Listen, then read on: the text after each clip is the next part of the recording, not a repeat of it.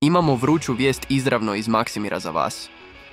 Ako ste ljubitelj nogometa i želite biti u toku sa svime što se događa u našem timu, znate što trebate učiniti.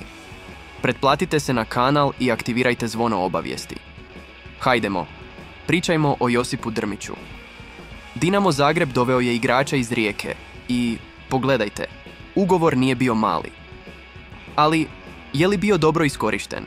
Tijekom godinu i pol Drmić je imao uspone i padove, a ponekad je čak i nestao s mape. Mnogi navijači su počeli razmišljati što se događa iza kulisa, ali točni razlozi, pa možda će to moći reći sam Drmić kada mu ugovor istekne. Pričajmo o brojkama.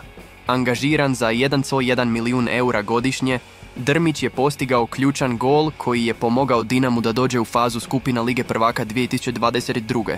U 63 utakmice postigao je 20 golova i upisao 11 asistencija, čak je i 4 puta pogodio gredu. Ali nije sve tako sjajno. Nakon što je kritizirao taktiku trenera Ante Čačića, Drmić je izgleda izgubio sjaj u očima trenera. Imao je prilike, ali odnos s Čačićem nikada više nije bio isti, a u Ligi prvaka igrao je samo 89 minuta. Frustrirajuće, zar ne?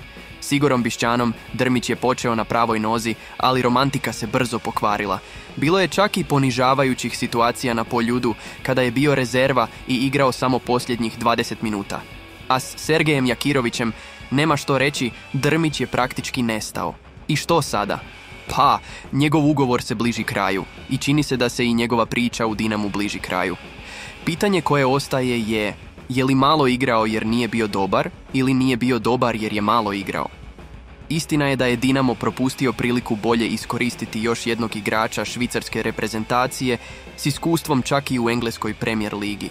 Pa, navijači Dinama Zagreba, što mislite o cijeloj ovoj priči? Komentirajte ovdje dolje. I ne zaboravite se pretplatiti na kanal za više vrućih novosti o našem timu srcu.